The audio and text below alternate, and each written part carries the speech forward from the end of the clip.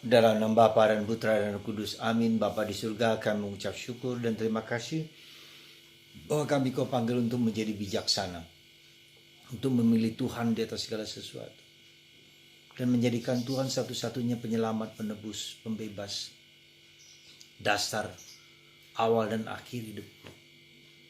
Bantu kami ya Bapa untuk memiliki kebenaran tentang-Mu. Terpujilah namamu kini dan sepanjang segala masa. Amin. Para saudara, Yesus memberikan perumpamaan kerajaan Allah dengan 5 orang atau 5 gadis bodoh dan 5 gadis pandai. Yang pandai dia membawa minyak. Yang tidak pandai tidak membawa minyak. Maka ketika gadis yang tidak pandai itu membeli minyak, pengantin datang dan masuk ke dalam dan pintu dikunci.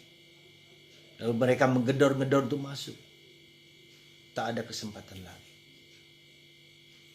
Maksudnya apa dengan perumpamaan ini? Maksudnya adalah bahwa kita harus menggunakan waktu kesempatan kita di dunia ini secara bertanggung jawab. Ya, kita diberi waktu kesempatan untuk melihat, mengalami, merefleksikan bahwa hidup kita bukan hanya di dunia ini, tetapi ada dunia lain yang harus kita persiapkan dengan apa yang ada di dunia ini. Jadi kita diharapkan untuk berjaga-jaga, untuk waspada.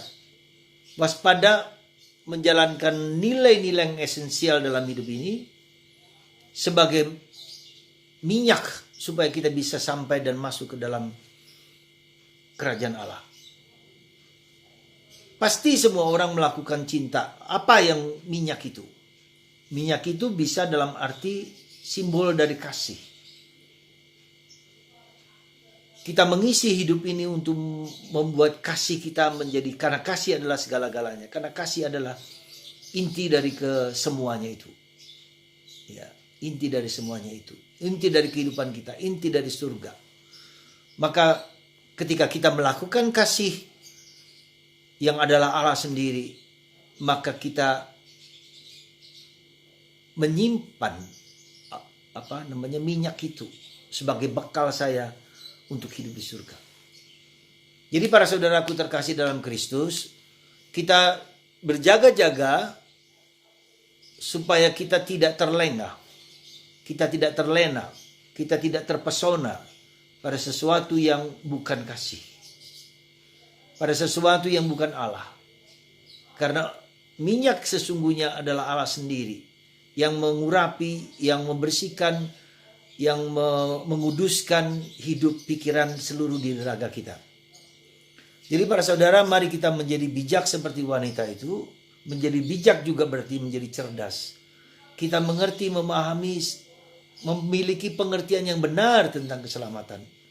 Ya, jadi memiliki cakrawala pemikiran kehidupan yang tidak hanya di dunia ini, tetapi dunia yang akan datang. Karena yang di dunia ini, ketika ditutup waktunya, yaitu dengan kematian kita atau dalam akhir kehidupan kita, kita tidak berhak lagi untuk masuk kerajaan Allah itu.